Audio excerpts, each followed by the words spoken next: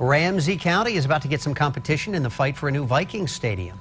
The city of Minneapolis wants to keep the Vikings downtown, and they're willing to pay for some of it. 5 Eyewitness News reporter Robert Moses is live in Minneapolis with the new pitch expected in just hours. Minneapolis is saying not so fast, right? Exactly, Vanita. City officials want to build a stadium right here on the Dome site, and they will be releasing details of their plan this afternoon at 2 o'clock at the Capitol. Part of that plan includes renovating Target Center, where the Timberwolves play. And in fact, Timberwolves owner Glenn Taylor will be at this afternoon's news conference. A source told me this morning that the city will pay a little less than a quarter of the cost to build a new stadium. According to that source, part of the city's share would come from sales taxes from the Minneapolis Convention Center.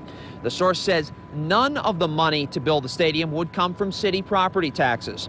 Mayor R.T. Ryback and City Council President Barbara Johnson met with Vikings owner Ziggy Wilf on Friday. The team, meanwhile, is also considering a proposal put forth by Ramsey County to build a stadium on the former site of the Twin Cities Army ammunition plant in Arden Hills. The source told me this morning that building a stadium where the Dome is now would cost several $100 million less than building one at the Arden Hills site. Why? That's because the transportation infrastructure is already in place at the Dome, and the Arden Hills site would have to be cleaned up before anything could be built.